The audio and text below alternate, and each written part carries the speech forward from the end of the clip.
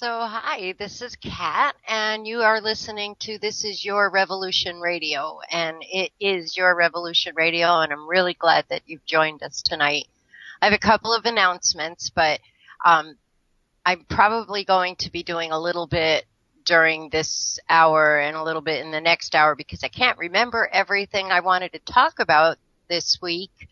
Because I spent most of the week being a long-tailed cat in a room full of rockers, and my mind has been,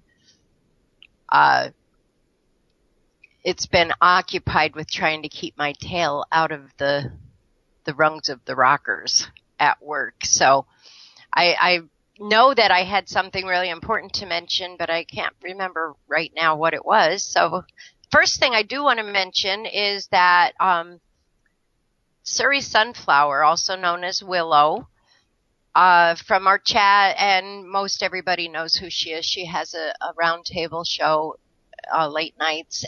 She's been promoted to Studio B manager, and she's helping Ahmad Painter with the responsibilities of running Studio B. So yay, Willow! Congratulations. And the staff has voted to ask our Marky Mark, who is in chat, Mark Eddy, who is co-host of Ahmad Painter's Open Canvas show on Monday nights. The staff has voted to invite him to be part of the staff. Welcome aboard, Marky Mark. We love you. And tonight my special guest, is Ed Opperman, who has a show on Friday nights at 8 o'clock on Studio A. His show is called The Opperman Report. And Ed is the president of Opperman Investigations, which is a private detective agency based in Colorado. And he's also the president of Accurate Information Recovery, a computer and cell phone forensic company in Nevada. Now, he has a lot to talk about tonight, and so I'm very pleased to bring Ed on. Welcome aboard, Ed. And you can unmute. Ed.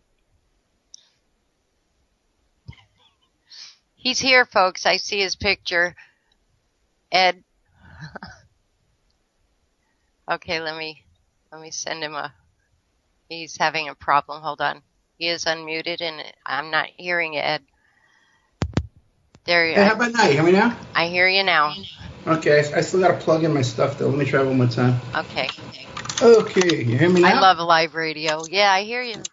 Oh, yeah? Now I don't. There's something wrong with my mic. You yeah, can hear I me have now, that though. problem. Yeah, I can hear you as long as you turn your speakers down a little so there's not feedback. Well, I got the headphones on, and I'm using the mic from the computer now. Okay. That sucks. Awesome. Okay. So, how's it going? It's good. Thank you for joining me. I appreciate your being on This Is Your Revolution Radio. And part of what I like to do with my hosts that I bring on an interview is to ask you to give a little background about what made you passionate about what brought you to the station and what it was that brought you to the station. And you told me that you're a great talker, so go on and talk. Okay, I'll wake you up at 5 o'clock, all right? Okay. What happens is I got involved with Revolution Radio. I started listening to, I found the station through Kerry Cassidy. And I used to listen to her I guess I found her YouTube channel first. And then I started listening to her over on the other station, and I became a fixture in her chat room on Wednesday nights. So then when she started doing a show here, I started hanging out in the Revolution Radio chat room over here. And little by little, I started adding different hosts and stuff like that. And what happened is Douglas Dietrich, I guess he added me on Facebook. And I guess he saw that I was doing all these interviews all the time. I used to do a lot of mainstream media interviews, stuff like on regular radio, just like about my work and stuff like that, not about anything alternative media type of stuff. And so he saw me always posting my interviews on there, and he contacted me through Facebook, and he said, hey, why don't you come on my show? So I went on Doug's show. The first time I went on with him was with James Arthur Jancic, who has his own radio station called feettothefire.com. So the first show was me and Doug and James, and we really hit it off. I became good friends with both of those guys. I'm still friends with both of them today.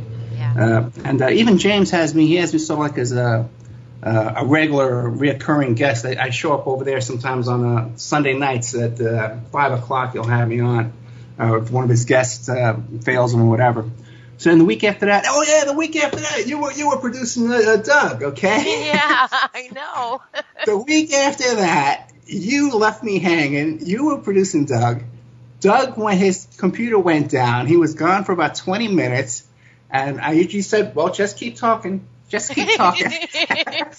Yeah, that was before I got comfortable being on the air myself. So yes. But you were really good at it. You were really good at it, though. You did great.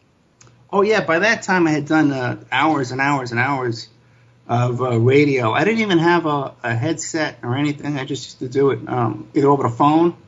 Well, I think I even did that over the phone. I used to like to do it over the phone. I have a special phone line with no call waiting or anything that I can use for radio interviews. It's a really good quality line. Anyway, so that's how I found the station. Then, then Doug started having me on all the time, Saturday nights. I'd be sitting here because I always enjoyed his show. And I'd be sitting here, and he'd always bring up my name on the air. Oh, Ed Opperman. Blah, blah, blah. He'd start talking about, maybe we can get a call from Ed Opperman, and he'll call in. Like every Saturday night. Well, he's awesome like that. Yeah, I know. So I'd be sitting there, and I had to call in because he kept talking about me until I would call in.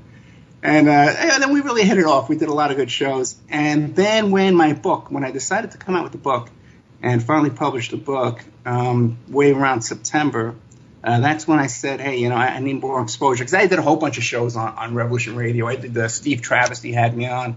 Lorian Fenton had me on.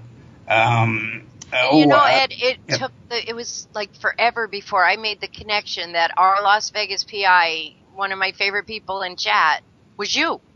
I don't know why. Yeah. It never occurred to me that they were the same person. Which is odd, too, because at the end of Carrie's show every Friday night, I would always promote what I had coming up. I'd say, hey, by the way, guys, I'm going to be on the... Usually by the end of Carrie's show, I'm sound asleep because I work all week, so I don't usually hear the end of her show. Yeah, now me, too. Yeah, I can hardly stay up that late anymore. I'm stretched so thin this week. I got some litigation. I have my own litigation coming up this week on Wednesday. If everybody can pray for me, if they're out there. And plus the radio show and the book and all the stuff I'm doing, plus my regular work. I have a lot of work.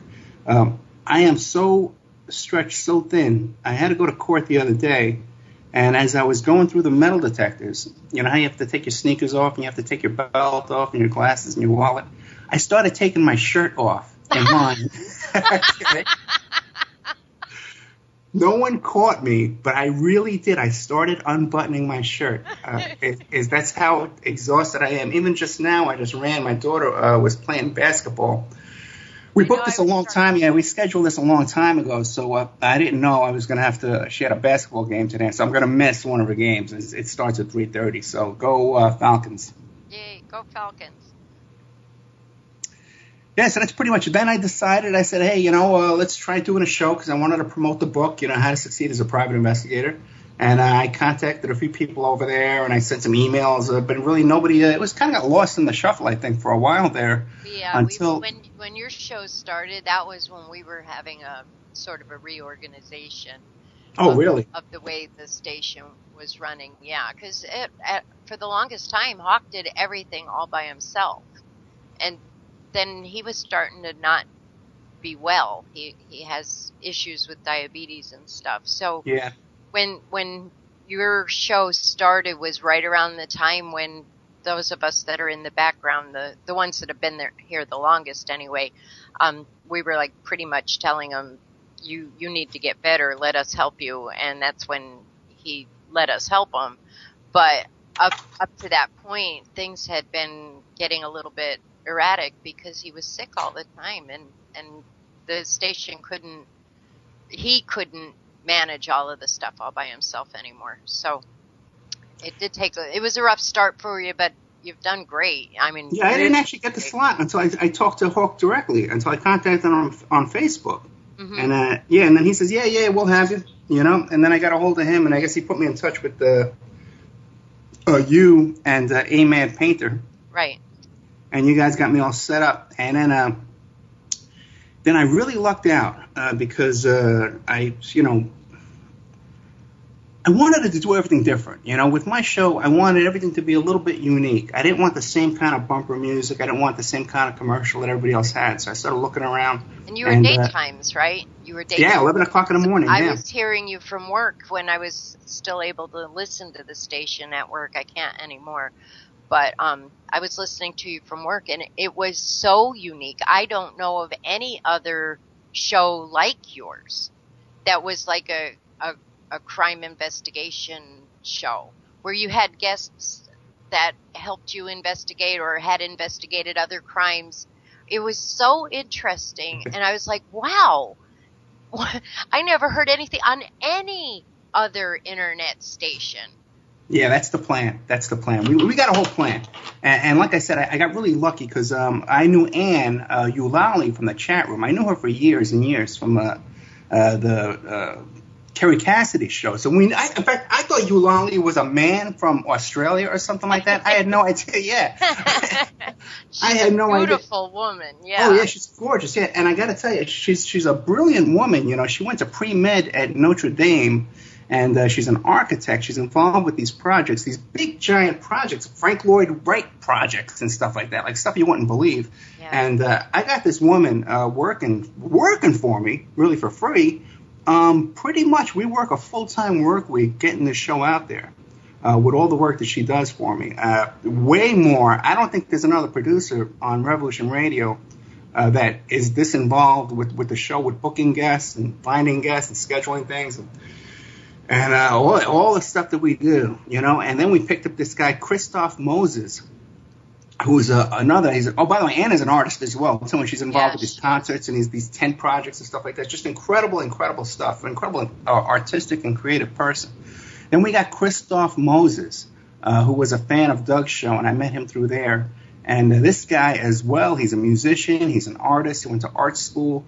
And he's a musician. He writes songs and stuff, and he does my IT work. He puts up the YouTube videos up on the Opperman Report YouTube channel, and he's just an incredible help.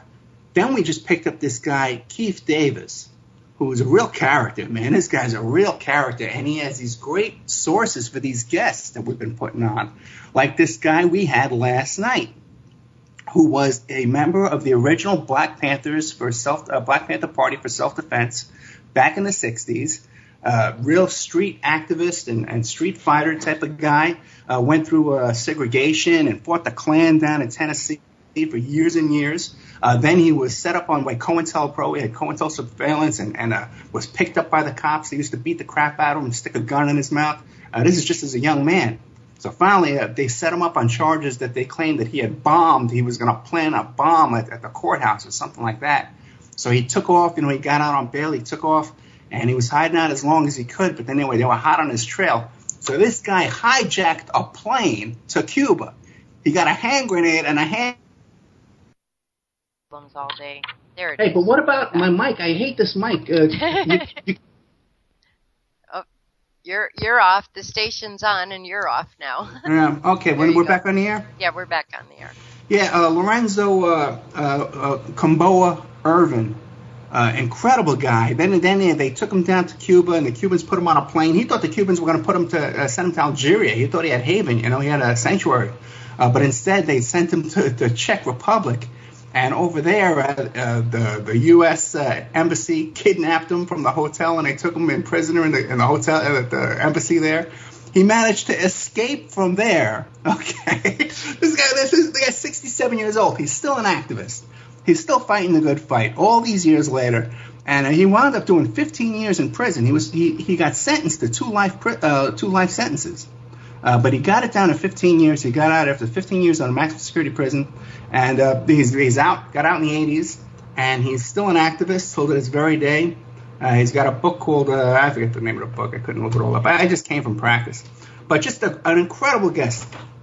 And those are the kind of people. See, when I originally wanted to do the show, my idea was that I wanted to find all the people who, because when I go to do other shows and I start talking about stuff about the John Lennon assassination, about the West Memphis 3 killings, about the Son of Sam killings, the Process Church, all the stuff I know about. So I wanted to have a record on YouTube of my sources of information, like with the West Memphis 3 case. Okay, it's a very big, famous case. They did 3 documentaries about it on HBO called Paradise Lost, 1, 2, and 3, about these 3 satanic killers down there in West Memphis, Arkansas. So I knew an expert on that case, a guy named Sean Wheeler, who is he met all the prosecutors, he met all the witnesses. The guy knows the case inside and out. He was involved in different aspects of the case. So he was my first guest that I ever had on the station. And it was a great show. That show got a ton of traffic. We got a ton of visitors, and we still get traffic, and we get comments on that YouTube channel every single day about that controversy of that case. So my first plan was to get all these kind of people who were my sources of information, like Sean Wheeler. Recently, I had another guy, Daniel Hopsicker, who is the editor of Mad Cow Morning News, and he actually lived in Barry Seal's home with Barry Seal's widow. You know Barry Seal from the Mena, Arkansas, Iran-Contra arms with hostages deal? Are you familiar with that? No. Well, this guy was the real deal. Okay, Barry Seal was a big drug smuggler back in the 80s. He was involved in Iran-Contra. He was involved in smuggling drugs. He was involved in the Mena, Arkansas drug smuggling airport down there. And then he was killed. He was actually killed by the CIA, we believe. So Daniel Hopsicker is this investigative reporter who should have a Pulitzer Prize. Okay, and he was one of my sources of information. I got him to come on my show. He hasn't done an interview in 7 years. Wow. Any kind of interview. He has information that he's never talked about that he brought on my show. Like he has a photograph that he got at Barry Seal's house from Barry Seal's widow, and in that picture are Operation 40 assassins down in Mexico. You got Frank Sturgis, you got the guy who killed Che Guevara, you got all these guys from Barry Seal. Barry Seal's in that picture, I think. And so all these guys, a famous picture. Now everybody publishes it all over the place as part of their conspiracy theories. But it was my guest, Daniel Hopsicker, who got it. You know? Yeah, yes. So it was at first, what I wanted to do was to bring all these people that were my sources of information onto the show. So that when I go to another show in mainstream media and I'm talking about something, I could point to it and say, oh, yeah, I did a whole show about that. Go on my YouTube channel and go check it out. Or go to my blog. Revolution Radio. Right. Oh, yeah, right. I always promote the station. I know you do. I know you do. Yeah. So that was the original thought. But now what I'm finding out is even better. Okay. Because what I'm finding out now, see, as a PI, you could talk to a lot of people. A lot of people want to talk to you. They find you interesting and they want to help out. They want to get involved in something exciting. But when you have a radio show, it really opens up doors and people are willing to talk to you. And I'm getting all these new guests and this new information. Now, one of the guests I had was Mayor Jim Rothstein, he's a mayor up in Minnesota right now, but he's a former NYPD detective. He's retired now, but he investigated the Son of Sam case, and he investigated the Process Church, and he's an expert on these topics. And he also is the cop who arrested Frank Sturgis, the Watergate burglar, as Frank Sturgis was about to commit an assassination of Marita Lorenz, who was Fidel Castro's girlfriend. He caught him red-handed. He interrogated him. Frank Sturgis, the Watergate burglar, confessed to Jim Rothstein that he was one of the shooters at JFK. Wow. Okay? Wow. On your show? No. This was like about 20 years ago. It was in 1977. He confessed. It should be front page news. It was that there was a trial. There was all kind of stuff, but it all gets covered up. You know how this stuff gets covered up. But the thing is, because I have this show, now I've become friends with Jim Rothstein. He's sending me police reports behind the scenes. He's sending me congressional records and stuff like that. He's sending me all the original reports from the Son of Sam case. It's just like it's a dream come true. So I got a really, really big announcement. We got something coming up that no one knows about yet. I'm breaking it. Hold on to it because it's almost time for the break, and this is something you want to bring up when you have time to actually talk about it. But I'll get the link ready to share it. And also, I'm going to put in the link to your business website. Talk about that real quick. Oh, well, my business website's called emailrevealer.com, and that's where you can go online and you can hire me. If you have, there's a lot of orders you can place on there for a flat fee order where to save some money, where you can hire a PI to do some work for you on a flat fee basis. Like if you think we had the wrong link, but I fixed it. That's okay. Hey, I'm going to reboot and see if I can fix my mic, okay? Okay, hon. Okay, love you. Stand by, everybody.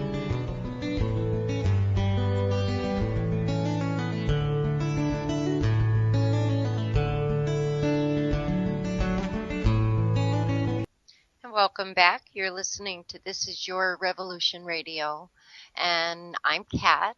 And the reason that I call this show This Is Your Revolution Radio is I like to have the listeners know that this is their station, and we try very hard to bring you things that we notice that you guys are looking for. And often we have people send private messages to most of us on the staff that'll say, have you heard of blah, blah, this person or that person? And we go and we pursue that and ask them to join us. We've had a lot of people come in that way. And we do want you to know that we are listener supported. And the reason that we're listener supported and not corporate is so that people like Ed can say whatever they want to say within, polite bounds.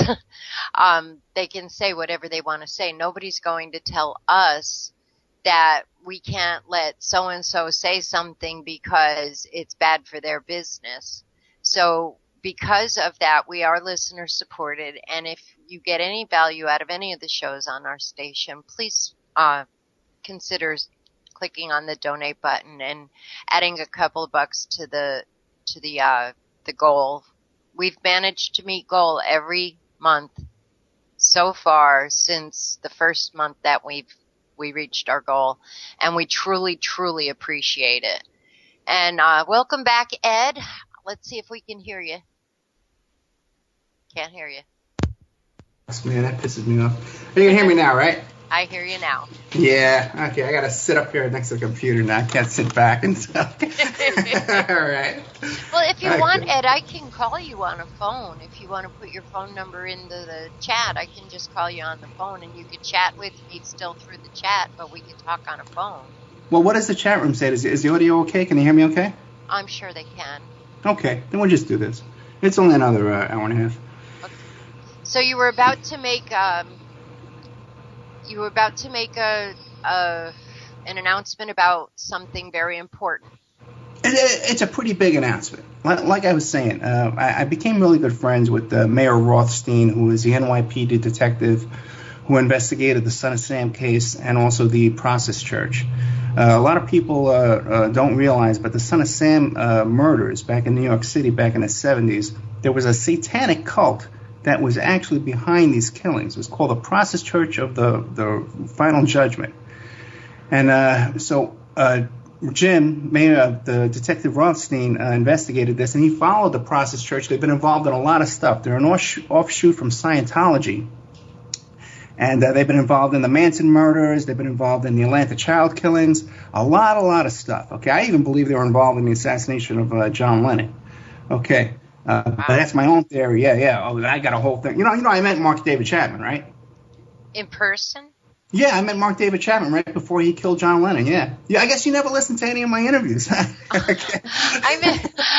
Honestly, Ed, my life is so busy these days that I honestly don't have time to listen to many of the shows at all anymore. It's just, I work during the day, and I work a lot, and I work hard, and when I come home, I'm very, very tired, and I always have station business to handle in the background, and often it includes Skype calls where I can't listen to anything, and then by the time that's over, I'm falling asleep. I throw the station on as I'm falling asleep, and I listen to whoever happens to be on, but your show is usually over by the time that happens, so Yeah, and I am sorry. I just No, that's don't okay. have the time anymore like I used to. I used to literally had the station on 24/7, and it's not like that anymore. But I'm still here.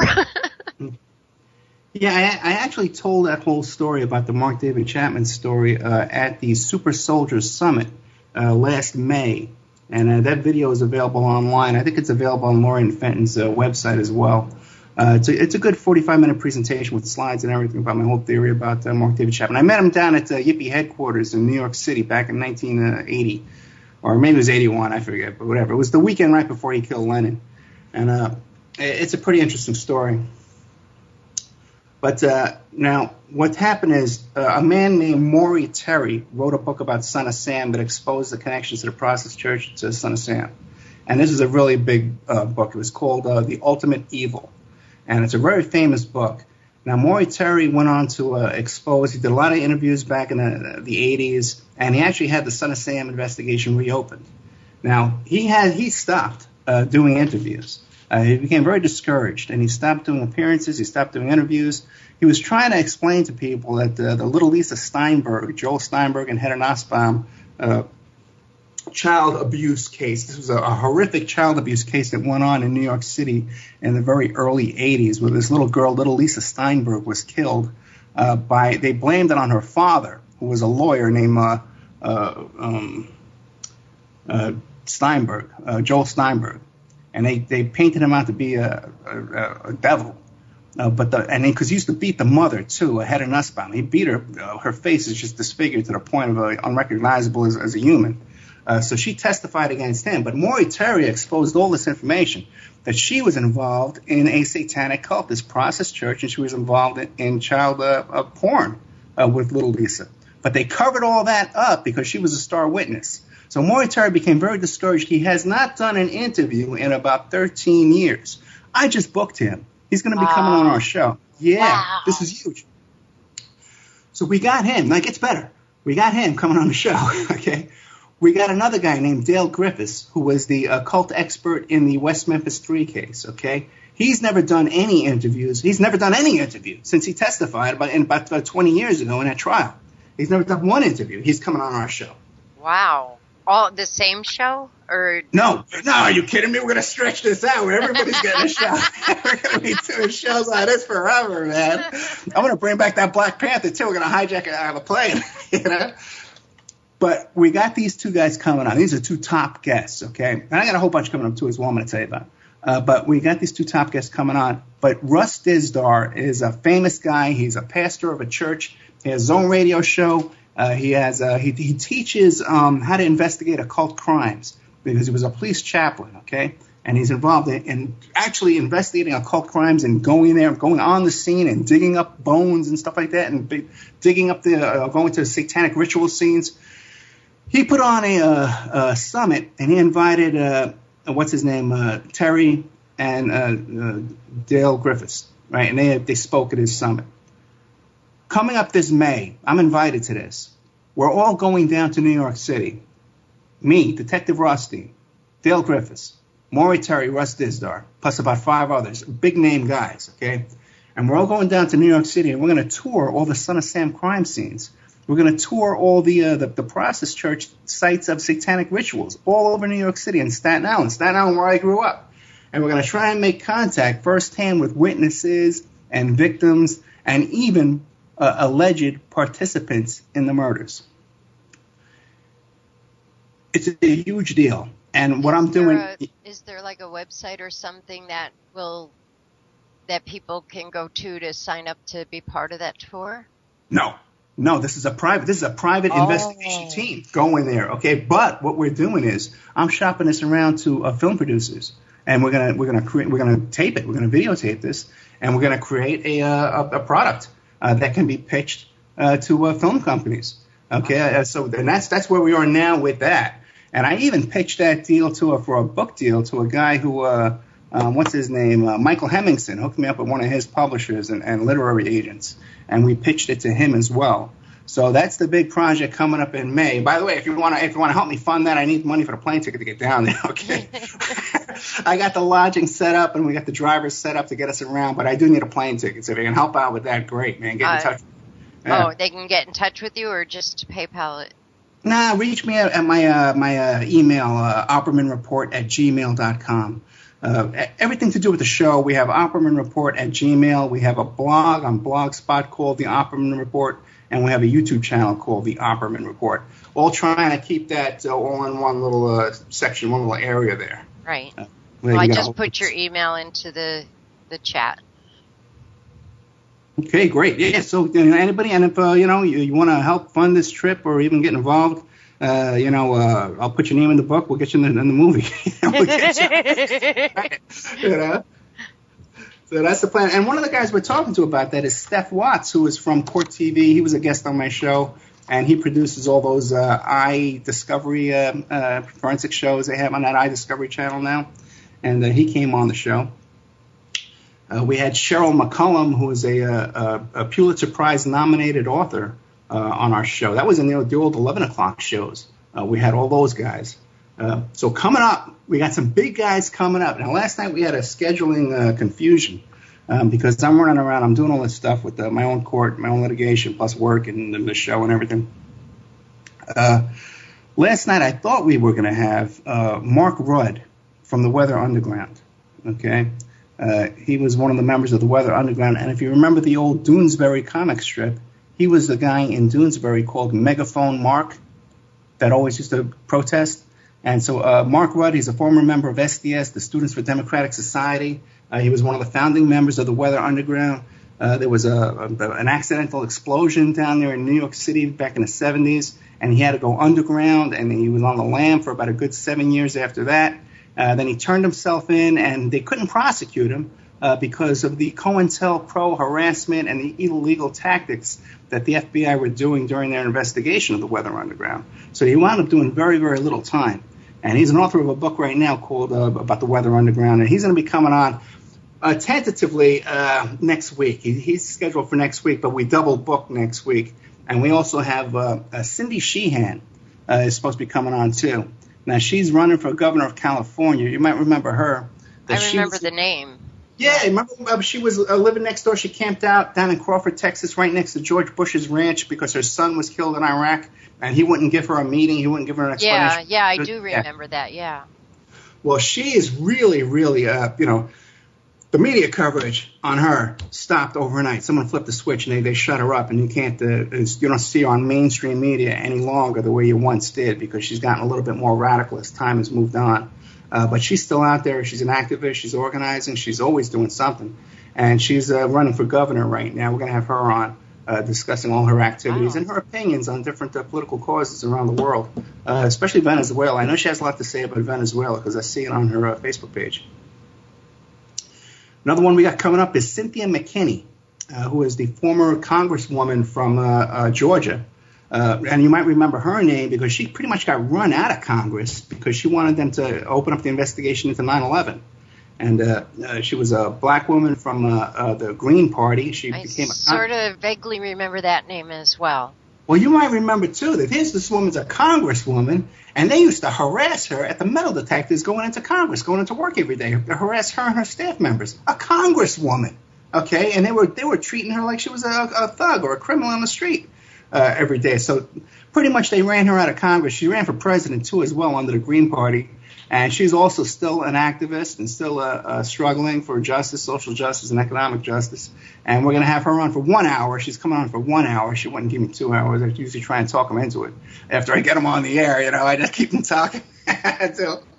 But they're usually happy when I get them on, and they like to stay on with me. As a matter of fact, especially in the afternoon, what we started doing with our guests was we would do an after show.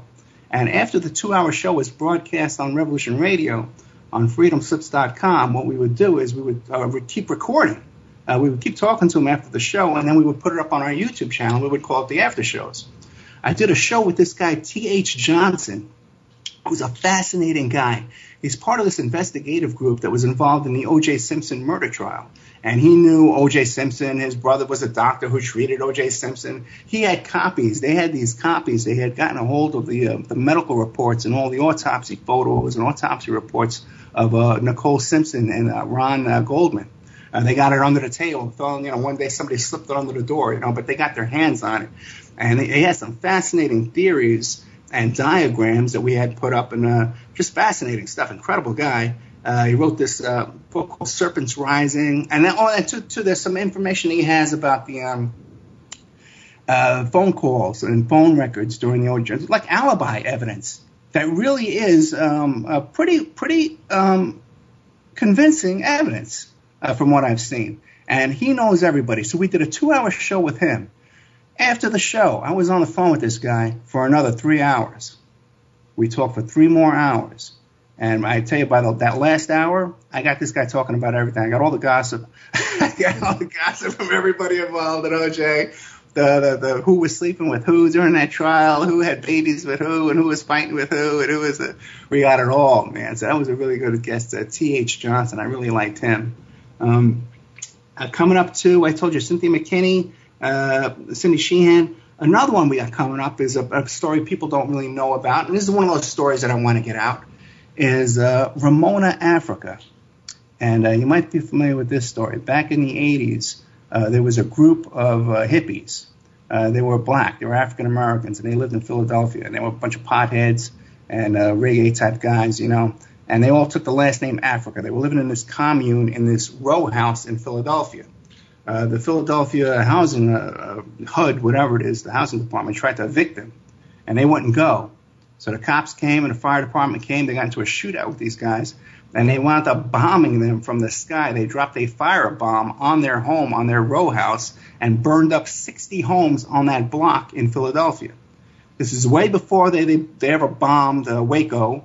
They killed maybe I don't know what it was, 13, 14 people in Waco, but they killed this entire family, and they burned the whole neighborhood of this family of Move. So Ramona, Africa was the only survivor from that burning. Coincidentally, I had met this family before they were bombed and burned, because we had done an article about them in the Yipster Times back in New York City when I was just a kid in 1977, 1978. I met them at Yippie headquarters. We had a newspaper called the Yipster Times and Overthrow Magazine. So these guys had come down to visit, because they were hippies, we were hippies, Mm-hmm. and we're in the community there, And they actually sat on the same couch where I met Mark David Chapman, in that same office where I met Chapman. Wow. Not at the same time, different days, but the same location. A fascinating place, 9 Bleecker Street on the Lower East Side, where Yippie headquarters is today. Now they made like a little restaurant out of it, but at the time it was kind of like a crash pad. And across the street we had a nightclub called Studio 10. The nightclub was named after the man Tom Forsad, Multimedia Center. Tom Forsad was the founder and creator of High Times magazine, and he was one of the original Yippies. And as a matter of fact, he's the one who edited and helped steal this book, Abby Hoffman's book. So we met a lot of interesting people down there at Yippie headquarters. Just as a kid, I started out with them when I was like 17, 18 years old. I was with them in my mid-20s. And Bill Kunstler and Ron Kuby and Gerald Lefcourt, some of the biggest civil rights lawyers in New York City, I met over there. I met Allen Ginsberg from the Beat Generation poet. Met Tiny Tim over there. He was used to hang out all the time. A whole bunch of Al Sharpton. I met Al Sharpton at Yippie headquarters. And when we used to have to protest, we used to have these protests called Rock Against Racism, where we would take to the streets of New York City and protest racism and social injustice. So we used to have to coordinate with these existing groups like Al Sharpton and Reverend Herbert Daughtry and Black Vets for Social Justice and those kind of groups.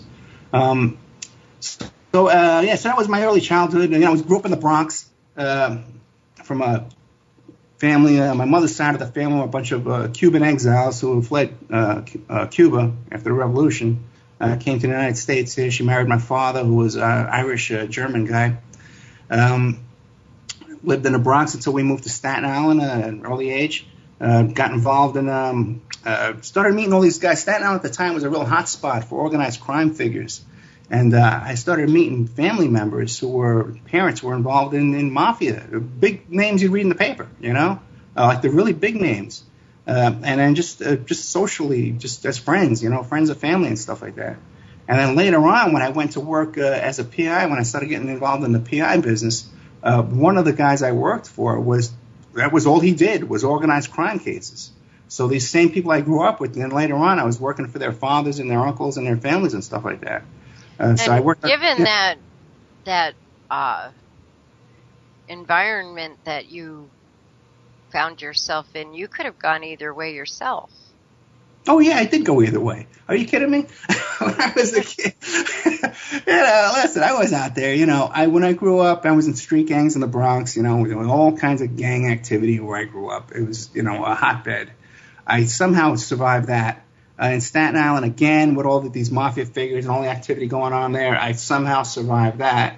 Then with the Yippies, that was a really edgy, that was we were pretty much a real serious street activists and anarchists and street fighters and stuff like that, but involved in all kinds of stuff, all kinds of shenanigans as well. Heavy FBI surveillance, heavy police, COINTELPRO surveillance over us, and agent provocateurs causing trouble at meetings and at demonstrations and just in our daily activities and stuff like that. So I experienced all of that. Then when I started getting involved in the organized crime cases as a private investigator, as a information broker, again, still, you're dancing around because we're helping them sweep for bugs in their homes and their businesses and stuff like that. We're helping them in their defense cases. We're locating witnesses and stuff like that. But then later on, in my early 20s, I went into the nightclub business. I was in the nightclub. I owned a nightclub in Manhattan in 1985. Okay, and I don't know if you know anything about the nightclub business in New York City in the 80s, but the only thing I knew was that people stood in line. I didn't go to New York City very often when I was younger, and I certainly didn't get involved in the nightlife. I was busy being a mom. Well, if you ever watch The Sopranos, right? Okay, you know how if you ever watch The Sopranos, how you can't be in the private sanitation business unless you're friends with these guys. Okay. Yeah. The nightclub business in New York City is the exact same thing. You can't be in there without, you have to use their guys, you have to buy liquor from their guys, you have to buy the laundry from their guys, you have the private sanitation is their guys. Wow. Your doorman, the doormen you hire are their guys. You gotta, everybody got their hands in your pocket. So it's a tough environment, a really tough business, okay, and I was in the nightclub business for quite a few years in New York City, and then that's how I got into New York City politics, because we had to grease everybody to keep going. And so what we would do is we would have fashion shows and stuff like that, and political fundraisers we would hold at the club there for both parties. You got to pay both parties and everybody. But even still, we didn't even with all the connections I had made, some pretty big stuff, because even when big stuff.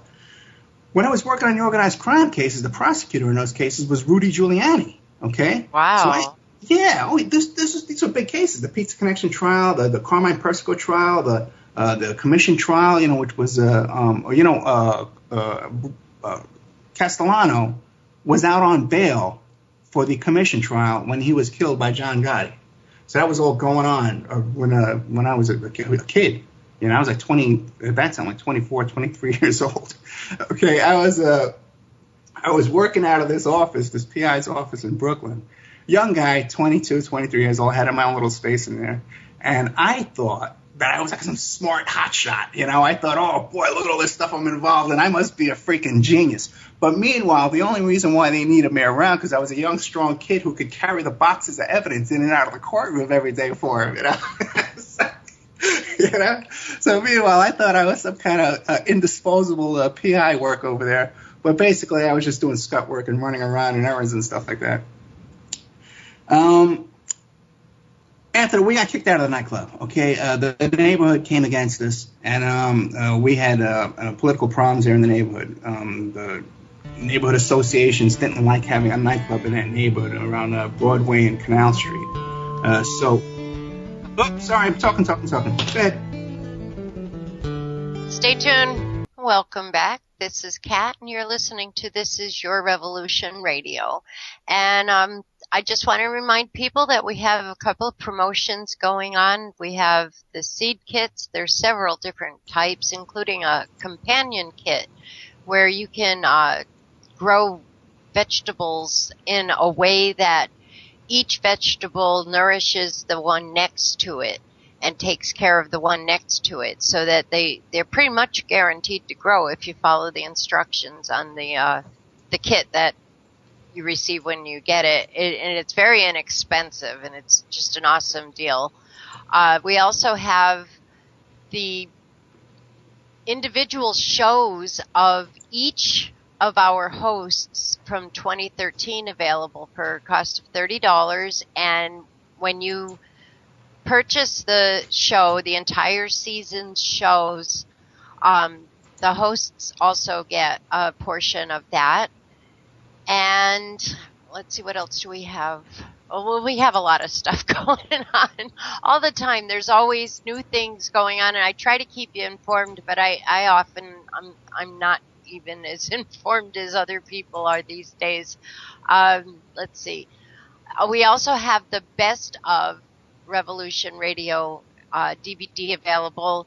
That is based on the popularity on from our listeners, the shows, the guests that have been on in the past that have had the most listeners. And it's a DVD collection of those shows, the top 12 guests from basically from all the time that we've had our archives, all on one DVD.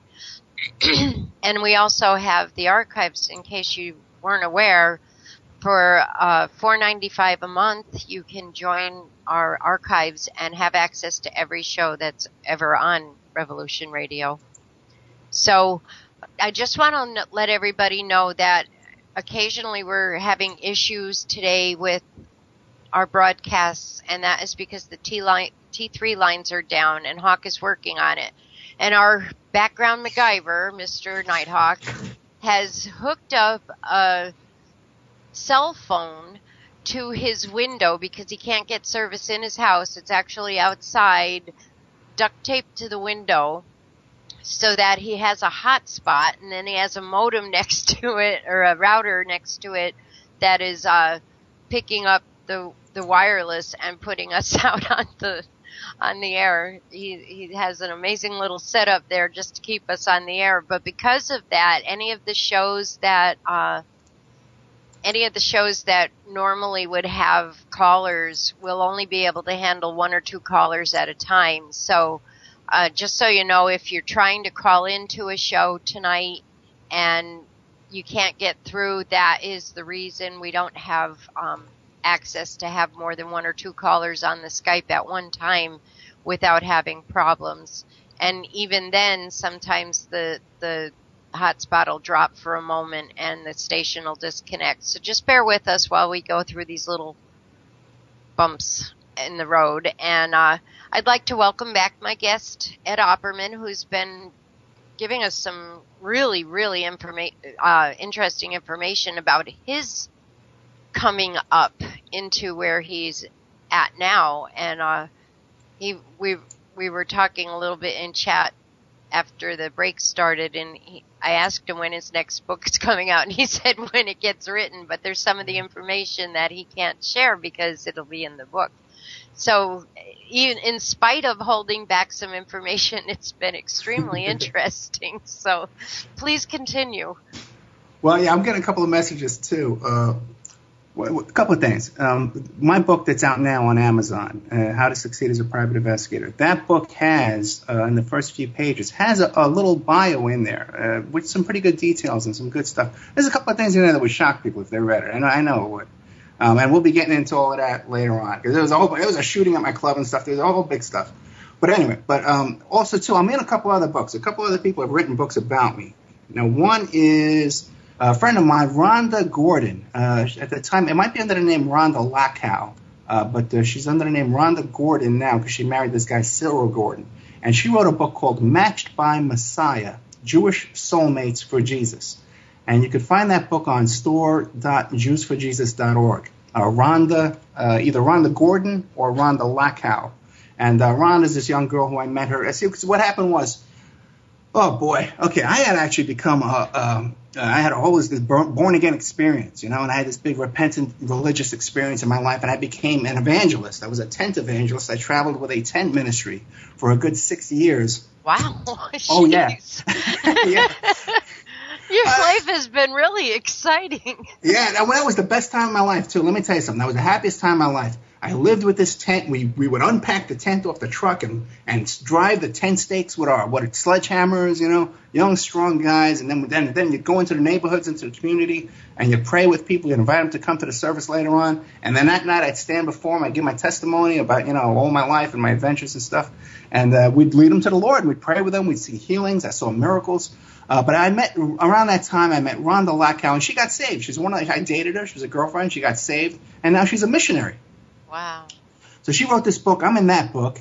I'm in a couple other books, too. One is called His Bond Servant, and that's written by Benjamin Christian. Now, that one's available up on Amazon.com, and that's a book about the tent ministry and about my time in the tent ministry. There's only a couple of chapters in there about me and my involvement. It's mostly about my friend, Reverend R.J. Knight, who's this evangelist up in Maine, incredible guy, just one of my heroes in life, Ralph Knight. Keep him in your prayers if you're out there, if you pray. Who ran the Gospel Tent Ministries, and now today he goes to Africa and he builds churches over there, and it sees miracles and stuff going on over there. Just an incredible guy, so anointed by God you would not believe.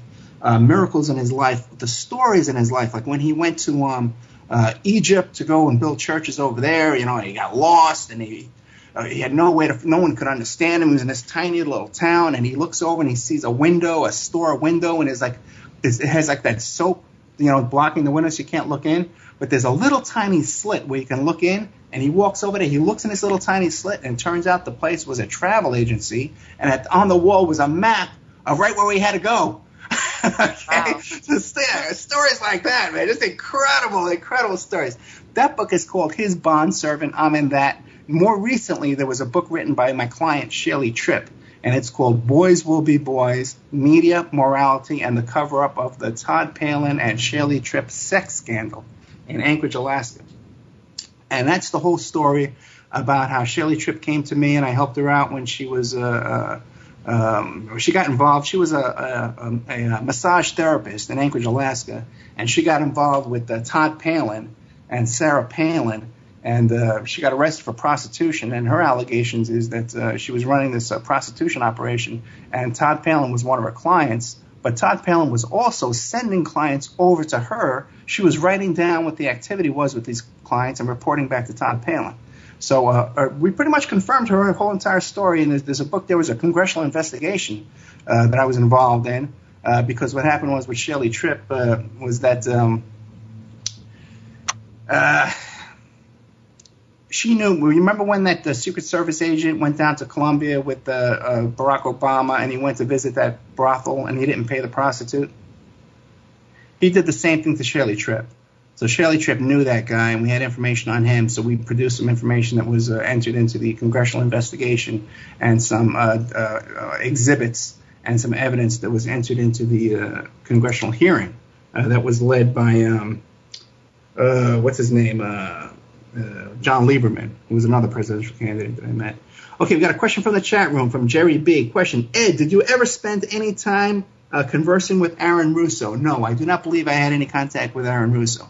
But I've had a lot of contact with a lot of alternative media people, like what was that guy? Ted Gunderson. I knew Ted Gunderson for years and years. A lot of guys. Art Bell. I did some work for Art Bell. I knew him back in 1997. So I've been around. I've been around, did a lot of stuff for a lot of people. So I just wanted to get those 3 books out there about the Boys Will Be Boys by Shelley Tripp, His Bond Servant by Benjamin Christian, and the other one by my friend Rhonda, which is called Matched by Messiah, Jewish Soulmates with Jesus. I think we have, go ahead. I was just going to ask you about your daughter and when she came into your life, like what point in this amazingly varied life that you have. Yeah. When did she arrive? This was during a relatively peaceful period of life, period of time in my life. I had started a paging and cellular phone company in New York City. I guess it was around 1991. And what I did was I was the first guy in the country to to sell beepers and cell phones from a kiosk in a mall. Before that, no one had ever thought of doing it, okay? So I came up with that idea. And I was running that business out of the Staten Island Mall. Then I was in the Woodbridge Mall, and I had all this, there was a bunch of, it was a good business. It was a good business at the time. And so Victoria's mother was this woman who I had known. I had dated her when I was like 25, and she was like, I don't want to admit any crimes, but she was much younger than me. I think she was like 18 or 19 when I was like 26 or 27, whatever. You know, she was a lot younger than me. So we used to have to sneak around when we were dating because I knew her mother and I knew her family. I knew her brothers and everything. Her brothers used to work for me. So we had drifted our own separate ways, and right around 1998, 1999, I got back with her mother. We ran into each other at the Staten Island Mall. We started dating again. We got married. I had my beautiful daughter, Victoria. She got born in 2000. Today she's 13 years old, 13 and a half years old. She's going to be 14 in November. So at the time, when we moved to Las Vegas, Nevada, I pretty much worked from home. I had a lot of free time. Worked off the computer and just ran and picked up pretty boring life. And I'll tell you the truth, I used to pick up checks in the mail and deposit them in the bank and just make some phone calls and pretty much do whatever I wanted. So I had a lot of free time to spend with my little beautiful baby. And before that, my life, being a nightclub owner and stuff like that, I pretty much my whole life before that, I woke up around 10, 11 o'clock in the morning every day. I never really had a routine and did whatever I wanted. When I had the nightclub in New York, I had a limousine driving me around and stuff like that. That was a real fun life. Imagine owning a nightclub in New York City, man. That's a fun life, let me tell you, especially back in those days. So my daughter was born, and I said, I threw myself into this. And I said, you know what? I want to be the best dad I could be. We spent a lot of time together. I took her to parks, and we learned together. Every word she knew. I changed every single diaper she ever had. I fed her 3 meals a day. Me and my daughter, we had a great life. We got divorced with our mom when my daughter was 5 years old. And that was the fight of my life, okay? That was the battle of my life. I went out and I hired this lawyer. I tell you, for a guy who's so sharp around the courts and the law and stuff like that, because I went to school for paralegal. I've been a private investigator. I've been in huge trials, with huge litigation I've been involved in. But I thought that I could hire this lawyer out of the phone book who was for amicable divorces, and then everything was going to go smooth and we could just go in there and everything would be fine. But this turned out to be the battle of my life. They got a restraining order against me. I couldn't see my daughter for 40 days. And then my wife went out and hired this lawyer who was in the newspaper for bribing our judge. Okay? There's newspaper articles. You can look it up. Everybody in the courthouse, everybody in town knows about it, that this judge was accused of being bribed by this lawyer. And everybody knows, and it was very obvious by what happened. And even today, people still talk about it. Like I said, the fight of my life. And I went into serious prayer and fasting and Bible study and searched my heart out. And there was one night in particular, it was a Wednesday night. I was over Trinity Assembly of God, which was the church I got saved in, by the way, on my birthday about 20 years earlier. And there I was again in this church. I had become a member there again. And it was a Wednesday night, and I was praying, and God said to me, he says, Ed, the mountain in this case has been moved. Okay? And right away I thought of my ex-wife's lawyer, because he was this big fat guy like a mountain, And I says, and I remember praying on my knees in the pew, and I heard this. I heard it in my heart, and I stood up and I looked around. I said, whoa, I heard that. And wouldn't you know it? A couple of days later, I found out that big fat lawyer had withdrawn from the trial. He withdrew from the case about a day or two earlier, right around that same time. And I didn't know it. I had heard that word that the mountain had been moved. And so once he was out of that case, I had some money. I tell you what I did.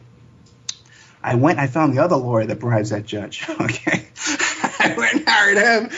Okay, and I know, man. I'll tell you, I hired this other guy, man, and we went in there, and everything was hunky-dory. We got everything all straightened out after just a couple of hearings. But it pretty much bankrupted and cleaned me out of every penny I have. Me and my daughter, though, this increased our faith in Jesus incredibly. It bonded our relationship together. We've been through thick and thin. We would go hiking out in the desert for hours and hours and hours together, talking about all this stuff, what we were going through. And it's just created a bond with us and a friendship. And I have heard Victoria. I actually was able to hear the show where it was her show. Yeah. And she sounds like an incredibly deep and mature young woman for her age, and very compassionate and very, what's the word I'm looking for? Giving. She's very altruistic. The kid from birth, okay, I can't take credit for any of this because from birth, she's never given me one day's trouble her whole life. From birth, she always knew right from wrong. As a toddler, as a baby, as a little kid, as a little, preschooler, she always knew right from wrong and always wanted to do right, And I can't take credit for that. That's just something that I was blessed with by God. It really is. Beautiful. And today, this kid, she's artistic, she's creative, she builds things, she does motivational speeches, she sings, she does piano, guitar. She wants to do a show on the station, by the way. She wants to do a show about the pop teen, subjects and how the Illuminati is influencing. Really? Have you told anybody this? You know what? Yeah, I talked to Ann about it, and we've been talking about this. She wants to do a show. She's really good. She does her own. We have been wanting. I even advertised on my own Facebook looking for young people who are interested in either having a round table or a show of their own to bring a younger group to the station, because a good portion of us are over 40. Yeah, I know. And we'd like to bring a younger voice to the station because, we're set in our ways. We're like old people. We'd like to have some of that fresh idea and fresh thinking about things, and maybe see what we're seeing from a different perspective, from a perspective of somebody who's just learning it as opposed to people who have lived through it. I would love to talk with her about that if you get her in touch with me. Okay, yeah, no, she definitely. Well, right now we have some things going on, but when this is over, which she definitely wants to do. She has her own YouTube channel, and she does these rants about, Justin Bieber spitting on kids, and she did this thing. It was about 2 years ago. She was like 11 years old at the time, and she did this thing where she's a big fan of this group One Direction, this boy band, and there was a rumor that they had gotten, I think it was Faith, one of these girls, pregnant, and in the tabloids they had taken a picture of this girl and stretched it out so it looked like she had a baby bump. Victoria went and searched out the original picture on the internet and found the other picture that had been stretched. And then she took this digital software that I have and she counted up the pixels and the horizontal and she proved that they had taken this picture and stretched it out. And she put it up on her blog. She had a blog at the time. She's like 11 years old. TMZ saw this and they stole her whole story and put it on TMZ, a website. Wow. Okay? Yeah. So she wasn't done there. You know what she did? She found out the name of the guy who wrote the story. She located him on Twitter and she confronted him on Twitter. Wow. Hey, you stole my story. So that's the monster I created. A little Victoria, who, by the way, I dedicated my book to her too. The book dedication is to Victoria. She's been the love of my life and the light of my life, and such a blessing in my life in every area. Been so good to me, and has never give me a day's worry or a day's trouble my whole entire life. I tell you that. That's wonderful. Great kid. Yeah, great kid. And she's just playing basketball now. She's on 2 teams. Super athlete. I'll tell you another really quick story. It was about 3 years ago because we were back the time we were swimming. We used to swim all the time. I could swim 3 miles and she could swim like 1.5 miles when she was like 10 years old. Wow. And we were out kayaking on Lake Mead. Actually it was down at Nelson's Landing, a little further down south. And we're out there kayaking and we saw this raft, blowing, this inner tube blowing. And we said, hey, let's go get that inner tube. So we chased it down. We were paddling as fast as we could to get this stupid thing. So finally we get it and we're exhausted. We could barely paddle back. And the kayak capsized. The stupid kayak capsizes. So we're both really strong swimmers. We could have swam back to shore easily, but we didn't want to lose like our deposit on the kayak. Yeah. So we had to tow the kayak back to shore. But she's over there swimming. She got the trail mix. She's holding it up over her head. Oh, I got the trail mix, Dad. Don't worry. We won't starve while we're swimming. Yeah. And she didn't want it to get wet. She was holding it out of the water to save it. And me and this kid, we towed this kayak back to shore. We turned it back over and stuff. But just a real athlete, like a really strong kid. And just the same personality as me. She has my identical personality. And it's just so much fun. Having a great kid like this is, and artistic. the love you have for her is so obvious. It's so obvious. The pride that you have in who she is, and the fact that you feel that you didn't have anything to do with it, that she is who she is beautiful in itself. Yeah, I can't take credit for any of that because she even now today, when she has homework and stuff like that, or she has projects, she just comes home from school. She knows what's to be done. I don't have to worry about anything. She takes care of everything, and she knows what her grades are going to be way in advance, and she knows, well, if I do an extra credit thing here, I'll get my grade up to here. So she almost always has a 4.0 grade average, almost always. Wow. Yeah, I'm telling you, no complaints at all with this kid. No complaints whatsoever. Awesome. Well, that's good, and I'm glad you're such a dedicated dad. There's not a whole lot of people that are that dedicated, and it's a beautiful thing to hear about. Well, you hear my life. I've done a lot, Yes, you have. I've lived a life, I've lived a really interesting, life. It hasn't all been peaches and cream. A lot of it's been tough, lots of stuff. I had a lot of big battles in my life. I ran with the Bulls in Spain. I did that. I was with the tent ministry. I had the nightclub. All my stuff. All my battles more recently in the PI business, taking on Sarah Palin and Todd Palin and that whole thing. That's a good 40-minute story. But you kind of heard that story when I told it when I was on Doug's show. And then when I went up against Charlie Sheen, when I was involved in that case, my client was Capri Anderson, that girl who he attacked in that hotel room in New York City. That's a serious bunch to go up against. When I was involved in the Sarah Palin thing, I expected to be dealing with operatives in the Republican Party would be coming after me and trying to infiltrate and give me trouble. But what I discovered was I was dealing with the agents of foreign governments were also trying to infiltrate and get information and break in here and doing all kind of stuff. How's my audio? Okay? Yeah. Okay. Yeah, that's fine. So, I've had some tough battles. I got to tell you that, man. Right now, we got that big thing coming up with that documentary, which we're trying to put together. So is it a documentary like of actual people involved, or is it going to be like a dramatic representation? Well, what's going on right now is just a group of investigators and Christians getting together to go down there and tour the crime scene, really big high-profile names. And so I'm bringing in this whole thing here of saying, hey, let's film this. Let's get some funding here from a production company, And I've made some pretty good contacts over the past few years. My agent that got me into all that stuff with Tiger Woods and Charlie Sheen and even the Sarah Palin case, she's a very high-powered agent in Hollywood. So I think I made a lot of connections the past few years, and I'm pretty sure we can put this together. One of the women I'm talking to right now about, she has a production company, a documentary production company in New York City right now. And we were just involved in a project where she was going to go undercover to investigate this Christian.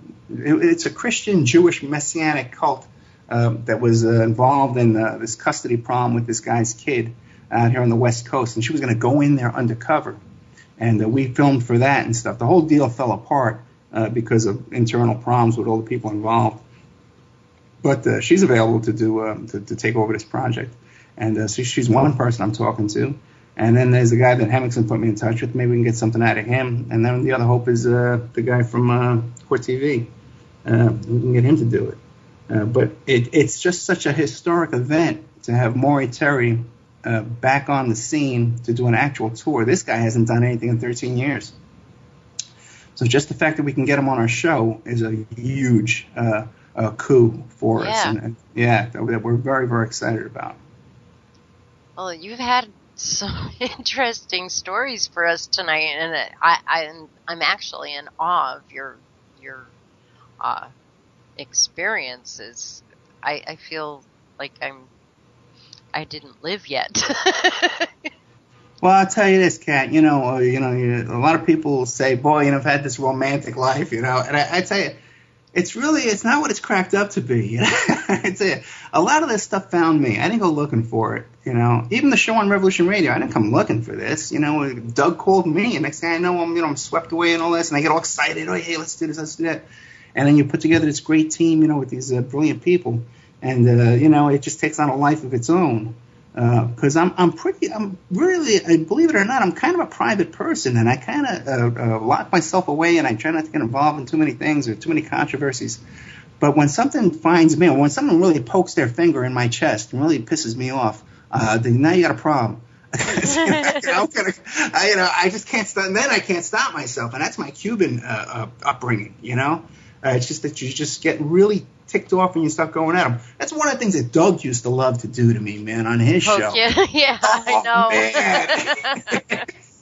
He was so bad. Plus, too, his show is on Saturday nights, and it was right after, because we'd come back from coaching because my daughter's on two teams. She's on a city team and she's on a school team. So today she's playing for the school. So I'm not allowed to, they all let me near the court. I'm banned from the court. I'm not allowed to, I can't coach, and even when I'm yelling from the stands, I got to be careful that I'm not yelling out plays, that I'm just yelling, hey, go team, But with her city team, I'm the coach, And so after those games, I'm all pumped up, and I come back, it's hot, I have a couple of beers, and then Doug starts poking me on the radio. Hey, Ed Opperman knows about this. Maybe Ed Opperman will call in today. And you sounded just like him just then. But we have our last break, so just stand by, please. Okay, great.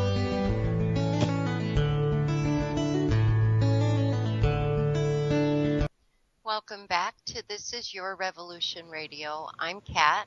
I'm one of the volunteer staff at the station. I've been with this station from the beginning, and the reason I created this show is because so many people are part of our being.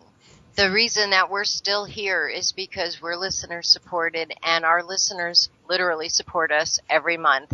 And we're $732 short of the goal, and we have a week left, and I'm pretty certain that you guys will rally like you always do, and I appreciate it. Thank you very much. And that pays our bills and keeps us on the air. I wanted to mention that we have a new YouTube channel. In case you weren't aware, our old YouTube channel had some serious issues with copyright infringement, which actually wasn't really copyright infringement. YouTube has these little spiders that go out and check the web for other things that might match up with something who has something that is already out on the web.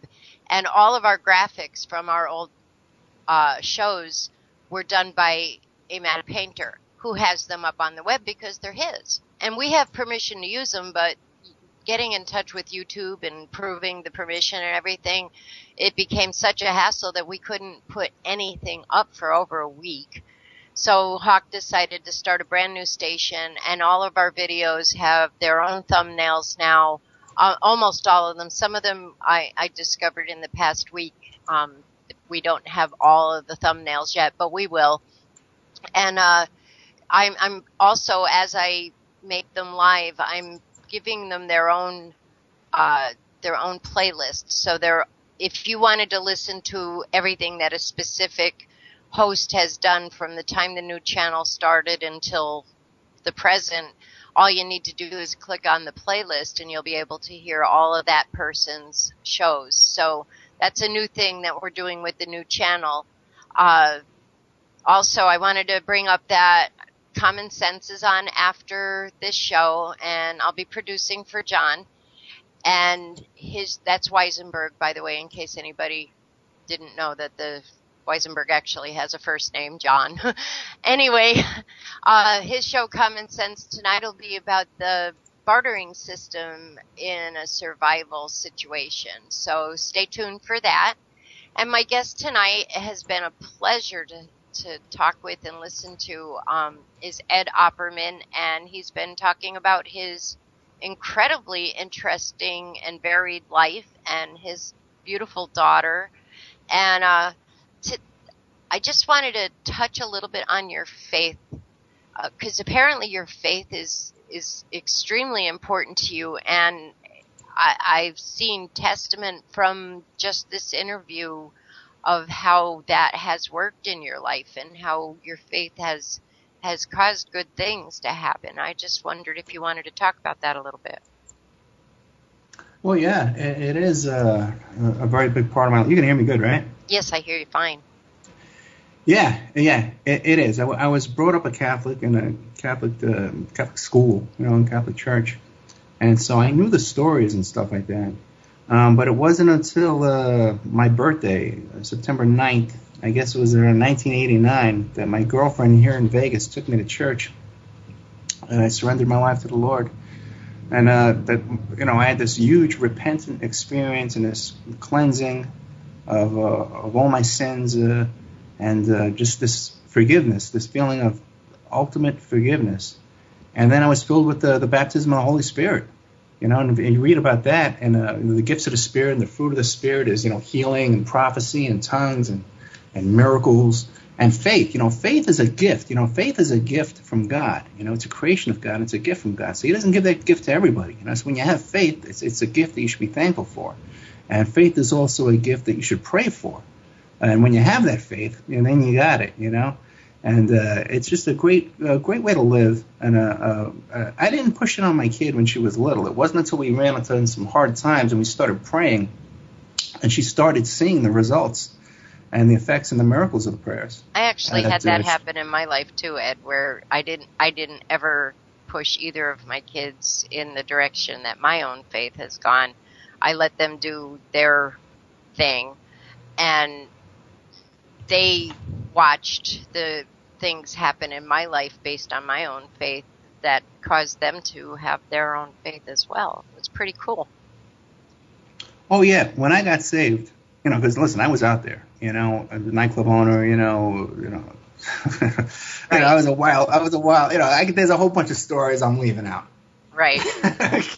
Because listen, I don't want to knock at the door, okay, up against the wall, I don't need all of that, right? So, I had a life, and if you heard and I have tape recordings of my voice back in those days, and if you would have known me back in those days, I was a completely different person. Okay, I was a very aggressive person. I was a very, I don't even know how to describe it. Okay, but when I got saved, everyone who knew me got saved. My whole family got saved. My mother, my father. They saw a tremendous change in you, huh? Oh yeah, you couldn't miss it. And all my ex-girlfriends too all got saved. This girl here, Rhonda, I'm telling you about, she got saved and became a missionary. People who I knew went into the ministry. It's just a remarkable situation. And when I got saved, the group of guys who I fell in with were just these amazing guys. Timothy McIntyre, who was a pastor of a church, Oasis Church on Staten Island. He was the youth pastor down at Calvary Assembly of God back in those days. And just a young man, I was about a year or two older than him. And we got together and we prayed together all the time, and we did charity stuff and just the activities and help with the kids. I was an assistant youth pastor back in those days at the church, and getting the kids involved in all kind of activities. And that's how I got involved in the tent ministry when Ralph Knight brought the tent down to Staten Island. And I was able to get involved in that and volunteer, and I just loved it. That was in my blood.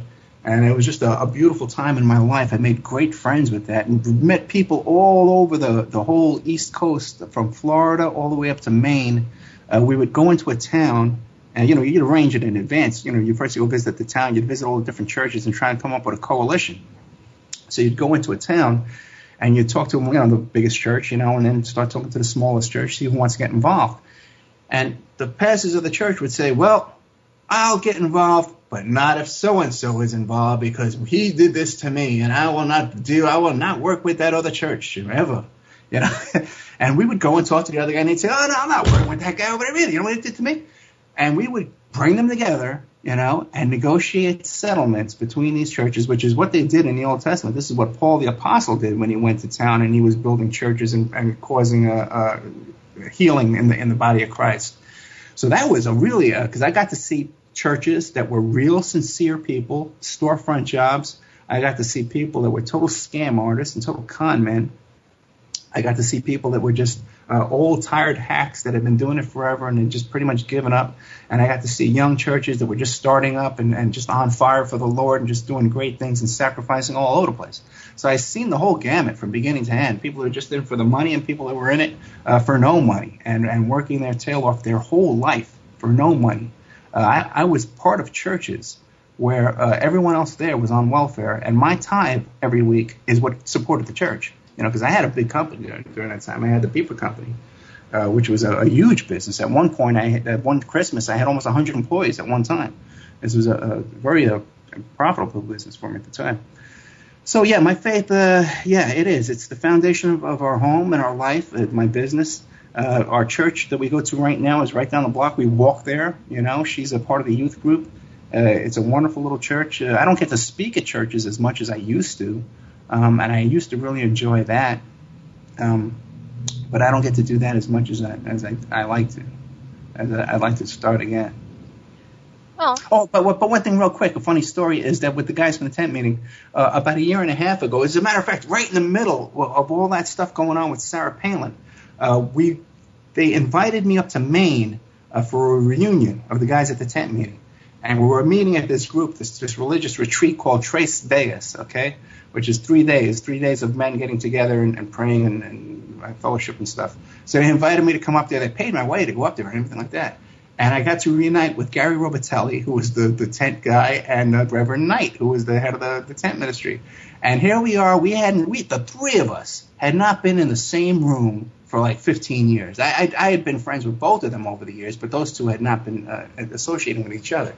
And they packed us in a room. We were at a boys' summer camp on bunk beds, okay, in a little room, the three of us on bunk beds after all this time reunion, just laughing the night away, complaining about snoring and just making fun and just, like old times. It was an incredible reunion that God would put us back together and throw us into this little room as a joke on bunk beds, Yeah, but it's also a blessing and a memory that you'll have forever. So that's awesome too. Oh yeah. I just think your life has been inspirational and incredibly interesting. You've just had so many different experiences that you can touch on. And I know I said to you that my life is boring and I was just a mom, but I've had incredible experiences that I can share my experiences with people in a different way than yours are. So I can't really say that my life was terribly boring or anything. It was just very impactful. Well, it's been fortunate that I was able to, especially the past few years, get involved in a couple of these high-profile cases that then I was able to put that in my resume and then put myself in the public eye. And, from that, be able to do some good work, because with the case with Shirley Tripp, she was out there all by herself, man. She had nobody helping her. And and at the time, I was set up. We had a lot of guys working for us. We had 2 offices. We had, I had to move. We had to move offices. I had to move my home office, and I had to move my laboratory because we were getting broken into, and they would put my dog to sleep and getting into the house and getting into the office. Just an incredible battle we went up against. But at the time, we were ready for it. And we were able to scoop her up where she was and get her out of there. She was in trouble, too, for a while. So, it's fortunate that I can take this, and use it to get myself in the public. And now what I'm trying to do is to get these ideas of social justice out there and really get these kind of people, these real people, like this Black Panther I had on last night who's been struggling for social justice his whole life, 67 years old, spent 15 years in prison, had a gun in his mouth, beaten by the FBI, beaten by COINTELPRO, beaten by local police. And I made a little joke about it on the radio last night when I was talking to him.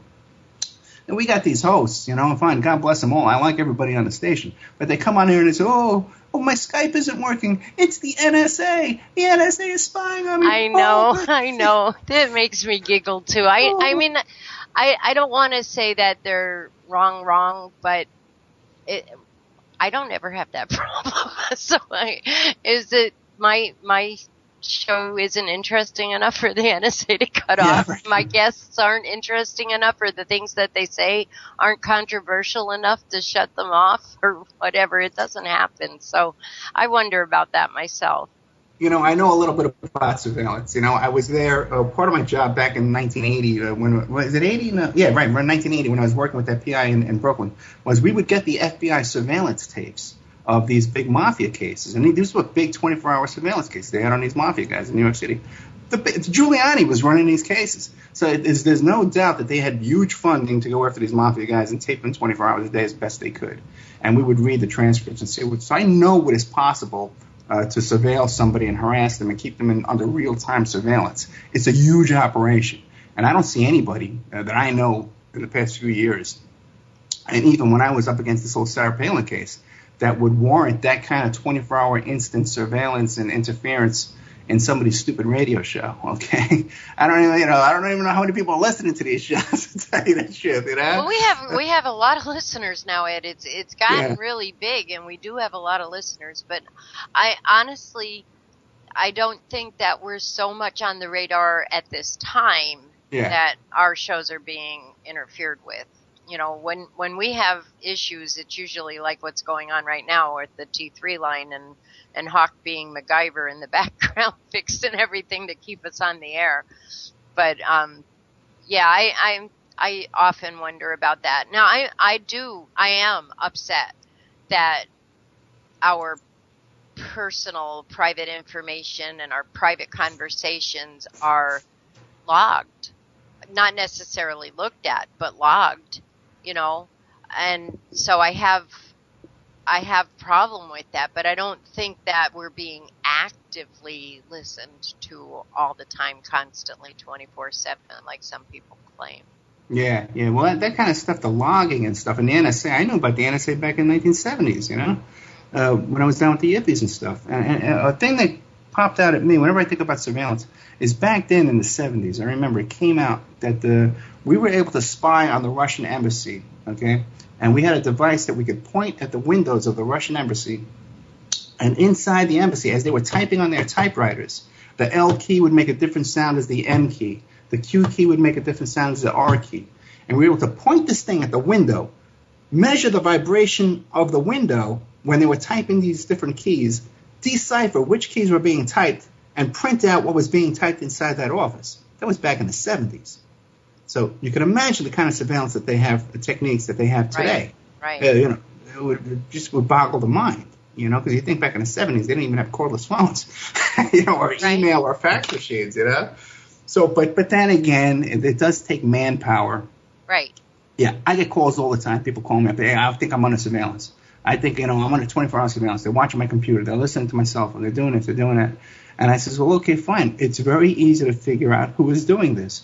Who do you know that has $100 million and 20 guys on the payroll to do this? Because he's the guy that's doing it. Otherwise, it's not being done. It's not being done by some kid in his mother's basement who has all these hacker skills that's surveilling you and reading your emails and hacking into your cell phone all at once and doing real-time surveillance on you. It takes a real team to do that kind of thing. So we're winding down, and we have about 5 to 7 minutes. Just reiterate everything you have coming up so that everybody knows what to look for. You do have a Facebook page, the Opperman Report page, that I look at regularly. That is about the only way I have the ability to keep up with what you're doing. Yeah. So I try to keep up on our Facebook page. And I can't even keep up with ours because I'm always doing something. Yeah, unfortunately, I'm not able to keep up with as much as I was even just a couple of weeks ago either. Well, you know what I did, Ed? I have one of our listeners volunteered to help me out with the Facebook page, so I gave him creative content access, and so he monitors the Facebook page for questions or messages that come through that I need to know about and gets back to me. You might want to think about doing something like that, at least to be able to know what's going on with it and know what people are interested in. Yeah, I gotta tell you though, honestly, the Facebook page and the blog and that's the least of my worries, man. I got so much going on, if you would have, like yesterday, I didn't get back to, we double booked guests yesterday. We had the wrong guest booked. And I didn't get back, even today, I didn't get back here until 5 minutes before the show. Yesterday, I didn't get back to about an hour before the show. So it's been really, really hectic lately. But we got big shows coming up. Cindy Sheehan, who she's out there. She's running for governor. She's a real person with real information, real solutions, and real complaints about what's going on in our government and our daily life. She's complaining about surveillance and this kind of stuff like that. And this is the kind of person who can organize and activate people to take to the streets to prevent this and put ourselves and gum up the works. Like Mr. Irvin, Lorenzo Camboa Irvin, the Black Panther last night, was saying, we need to take to the streets like they do in France and put our bodies in the cogs of the machine and stop them from what they're doing to us. Not just sit around and talk about it on the radio and sit around and say, well, we're going to raise our vibrational frequencies and somehow close our eyes and make believe it's not happening and it's all going to go away and they're afraid of us, because they're not afraid of us, people. That's they're why not afraid. I'm here. That's why I'm here, just to let people know that you don't need to sit around and not do anything. Now, my focus is actually on being prepared for when that actually happens, when people actually get together and start. Go ahead. Because you're preparing for something, but we should be forget what's going to happen in the future. We should be resisting right this very minute to what's going on right now. Well, no, that is, I am. In other ways, I am. But also the message I bring with the station, though, is you're still going to have to feed your daughter, and you're still going to have to take care of your family while it's happening. So that's what my focus is, because people are afraid to stand up, Ed, and the reason they're afraid is because they're afraid of the unknown. But if they have some form of okay, well, this part is taken care of, so I can stand up now because I know my family's okay, they're going to be fine, even if I'm not here anymore, then they'll be willing to stand up. Well, I would say this, that one of my really that I'm really sensitive about is that it seems like the idea of this group that I'm become involved in, this Awake and Aware group that I've become a part of now, is that their idea of resistance to what's going on right now is to store food. And I don't see that. I know you see it, okay? And we don't have time to get into it right now. Well, I'm looking at it as a mom, too. I'm not, you know what I mean? Like, I still have that maternal instinct of taking care of my family. I understand, but that's what the idea that we're waiting for something to happen, and it's like they program us with these TVs, like this Walking Dead, like the zombie apocalypse is something that's going to happen in the future that we need to be prepared for. And what I'm trying to say is that we need to be prepared. We need to be outraged at what's going on right this very minute. You're right. This is what should be what's going on right now should be intolerable, and not that we're stockpiling guns and weapons for the FEMA guys to come knocking at our door sometime in the future. Because you don't want to know what? I don't think that's ever going to happen. Okay, I don't think there's any zombie apocalypse coming. I don't think there's any meteor coming. I don't think there's any bank collapse coming. I don't think there's any of this stuff coming. Okay, I think that they like us as slaves just as we are right now. We're very obedient little slaves right now. We do what we're told. We watch our TV sets and we keep our mouth shut. We drink our beer and we do what we're told. Okay, and we work for them, and they got all the money and they got everything. You know, and they don't want to share a damn bit with us. They don't even let us go see a doctor and then get a little Band-Aid on our finger when we were cut.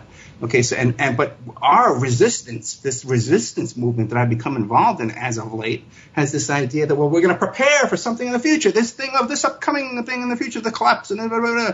No, forget the future. We need to stop right now. We need to stop right now and gum up this machine and take to the streets right now, today, and get out there and stop these buses from moving, stop these trains from moving, stop these the mail from being processed, and stop these banks from opening their doors in the morning, and stop these courthouses. Well, right at the moment, I want to applaud you. I mean, I'm sitting here holding my hands so that I don't start clapping, but I think I'm going to anyway. Oh. That was awesome. Got to bring this to a grinding halt. Have you talked with Lorian? Because she feels the exact same way. People need to organize it. People with strong voices like you and she. That. This is why I'm bringing these people like Cynthia McKinney and Cindy Sheehan and the Black Panther guy we had last night. This is why I'm bringing this group here, because I'm getting fed up with hearing this stuff, and I hear these roundtables every single night.